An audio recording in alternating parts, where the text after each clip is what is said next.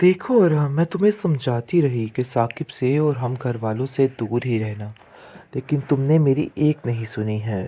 ज़रून इस मामले में बहुत ज़्यादा गुस्से में आ जाता है और कहता है कि मुझे नहीं लगता है कि वो कोई किसी किस्म की ज़्यादती कर सके, लेकिन पता नहीं क्यों रिता ये सब कुछ हो रहा है। जिस पर वो कहती है कि ये सब कुछ आपकी बहन का किया धरा है, इसके अलावा कुछ नहीं, क्योंकि ऐसा कुछ भी नहीं हुआ था। जिसके साथ बदले के लिए वो ठान लेती है, बस उसके पीछे पड़ जाती है। बस यही काम हुआ है, क्योंकि वो अरहम को ज़्यादा अंदर इन्वॉल्व नहीं करना चाहती। वो जानती है कि अगर उसने ज़्यादा इसको इंटरफेयर करने दिया तो कल जो मामलात गुजरे हुए हैं वो दोबारा से खुल जाएंगे और फिर दोबारा से इसकी ज़िंदगी में वो इनकलाब आ जाएगा। मतलब ये है कि इसकी सच्चाई खुल के सामने आ जाएगी। फ़िज़ा को काफ़ी ज़्यादा टेंशन है। वो कहती है कि आखिर भाभी आपको मसला क्या है? क्या आप मुझे बता सकती हैं? क्योंकि मुझे लगता है कि आप ये सब कुछ जानबूझ के कर रही हैं और आप कुछ ना कुछ तो ऐसा करना चाहती हैं जिसकी वजह से आपको कोई ना कोई परेशानी है। ज़रून को भी मामला काफ़ी गड़बड़ नज़र आ रहा है और वो कहता है कि देखो रानी, तुम मुझे अपना असल मकसद क्यों नहीं बता देती कि आखिर तुम्हारा असल मकसद है क्या? तुम क्यों इतनी परेशान, इतनी बेकरार हो? क्यों तुम अरहम के पीछे हाथ धो के पड़ चुकी हो? तो मुझे बता सकती हो और मैं तुम्हारी मदद भी कर सकता हूँ। जिस पर रानी कहती है कि देखो मामला तो साफ है, मैं कतई इन लोगों को बर्दाश्त नहीं कर सकती। पता नहीं क्यों मैं जब भी इनको देखती हूँ तो मुझे याद आ जाता है कि किस तरीके से साकिब के ऊपर इल्ज़ामात लगाए गए थे। हालांकि मामला कुछ और ही है और इस चीज़ का शक पड़ चुका है अब।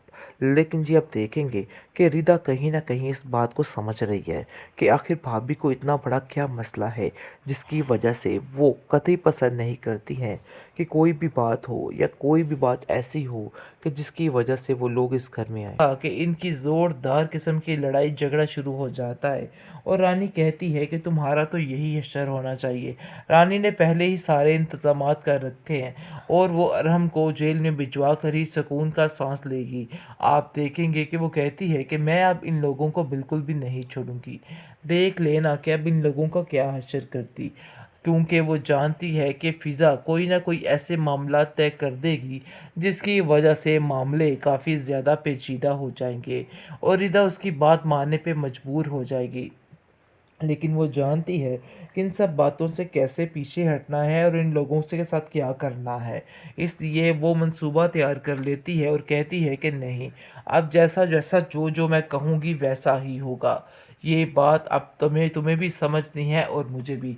वो साकिब को कहती है कि अरे भाई, जितनी जल्दी हो सके ना, अब इन लड़कियों की इसी कहानी को ख़त्म करना चाहिए, क्योंकि मुझे लगता है कि ये मामला काफ़ी ज़्यादा ख़राब है और ये कभी भी ठीक नहीं हो सकता है।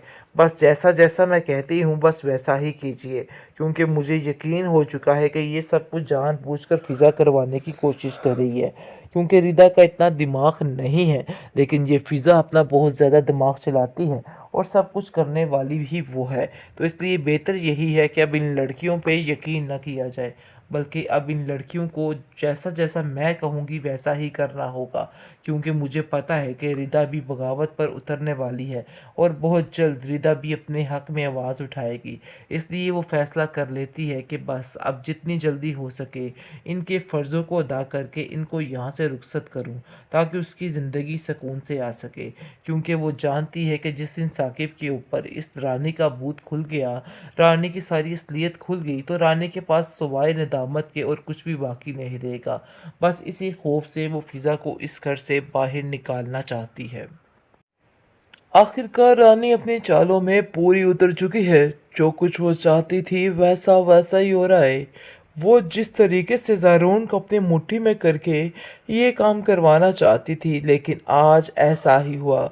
आप देखेंगे कि रिदा और फिज़ा दोनों बात करने के लिए जाती है, लेकिन ये सारा माजरा सुन रही होती है ये चालाक और शातिर औरत, और सुनकर सारी बातें उनका पीछा करती है। वहाँ पे अरहम इन लोगों की मदद करने के लिए तैयार बैठा होता है और वो कहता है कि मैं आप लोगों की मदद करने के लिए तैयार हूँ और आपको डरने की कोई ज़रूरत नहीं है। रानी उसका बुरा हश्र कर देती है जो कि उसके खिलाफ बात करता है। लेकिन जी आप देखेंगे कि फ़िज़ा साफ साफ रिदा को कहती है कि देखो, तुम्हें हिम्मत नहीं आनी है और जैसा जैसा मैं तुम्हें कहती हूँ ना भाई, वैसा ही करती जाना, क्योंकि अब तुम्हारे लिए ये सब कुछ बहुत ज़्यादा ज़रूरी है और तुम रानी भाभी को बिल्कुल भी नहीं जानती कि वो तुम्हारे बारे में क्या-क्या मंसूबे बनाकर बैठी हुई हैं। अरे भई मैं तो यहाँ से चली जाऊँगी लेकिन मुझे और ज़रून को तुम्हारी बहुत ज़्यादा फ़िक्र रहेगी। लेकिन मैं ऐसा बिल्कुल भी नहीं चाहती हूँ। तो बेहतर यही है कि तुम अपने दिमाग को दुरुस्त कर लो और ये सब कुछ तुम्हारे लिए बहुत ज़रूरी है। अभी भी वक़्त है, अपने लिए आवाज़ उठाओ और फ़ैसला करो। आप देखेंगे कि बहुत ज़्यादा परेशान हो चुकी है रिदा और वो कहती है कि आखिर मैं सब कुछ कैसे कर सकती हूँ, क्योंकि रिदा यानी भाभी जो है हमारी, वो तो कभी इस बात के लिए हामी नहीं भरेगी। लेकिन साफ-साफ ये बात कह देती है रिदा, फ़िज़ा कि अब तुम्हें परेशान होने की ज़रूरत नहीं है। अब मैं तुम्हारा साथ दूँगी और मुझे पता है कि मैंने अब क्या करना है। ये सब कुछ अब तुम्हारे लिए बहुत ज़्यादा ज़रूरी हो गया है और अब इन बातों की फ़िक्र छोड़ दो कि कौन तुम्हारे साथ खड़ा है और कौन तुम्हारे साथ नहीं खड़ा है। इसलिए इन सब बातों की टेंशन अब मत लेना। आप देखेंगे कि रीता जो है वो काफ़ी ज़्यादा खौफ़ज़दा है, क्योंकि वो जानती है कि ये लोग कुछ भी कर सकते हैं। जैसा कि आपने देखा कि इनकी ज़ोरदार किस्म की लड़ाई झगड़ा शुरू हो जाता है और रानी कहती है कि तुम्हारा तो यही हश्र होना चाहिए। रानी ने पहले ही सारे इंतज़ामात कर रखे हैं और वो अरहम को जेल में भिजवा कर ही सुकून का साँस लेगी। आप देखेंगे कि वो कहती है कि मैं अब इन लोगों को बिल्कुल भी नहीं छोड़ूँगी। देख लेना कि अब इन लोगों का क्या हश्र करती, क्योंकि वो जानती है कि फ़िज़ा कोई ना कोई ऐसे मामला तय कर देगी जिसकी वजह से मामले काफ़ी ज़्यादा पेचीदा हो जाएंगे और रिदा उसकी बात मानने पे मजबूर हो जाएगी। लेकिन वो जानती है कि इन सब बातों से कैसे पीछे हटना है और इन लोगों से के साथ क्या करना है। इसलिए वो मंसूबा तैयार कर लेती है और कहती है कि नहीं, अब जैसा-जैसा जो-जो मैं कहूँगी वैसा ही होगा। ये बात अब तुम्हें तुम्हें भी समझनी है और मुझे भी। वो साकिब को कहती है कि अरे भई जितनी जल्दी हो सके ना, अब इन लड़कियों की इसी कहानी को ख़त्म करना चाहिए। क्योंकि मुझे लगता है कि ये मामला काफ़ी ज़्यादा ख़राब है और ये कभी भी ठीक नहीं हो सकता है। बस जैसा-जैसा मैं कहती हूँ बस वैसा ही कीजिए, क्योंकि मुझे यकीन हो चुका है कि ये सब कुछ जानबूझकर फ़िज़ा करवाने की कोशिश कर रही है।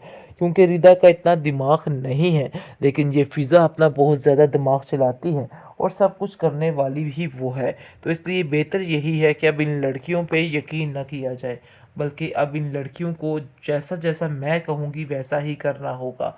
क्योंकि मुझे पता है कि रिदा भी बगावत पर उतरने वाली है और बहुत जल्द रिदा भी अपने हक़ में आवाज़ उठाएगी। इसलिए वो फ़ैसला कर लेती है कि बस अब जितनी जल्दी हो सके इनके फ़र्ज़ों को अदा करके इनको यहाँ से रुखसत करूँ, ताकि उसकी ज़िंदगी सुकून से आ सके। क्योंकि वो जानती है कि जिस दिन साकिब के ऊपर इस रानी का भूत खुल गया, रानी की सारी असलियत खुल गई, तो रानी के पास सिवाय नदामत के और कुछ भी बाकी नहीं रहेगा।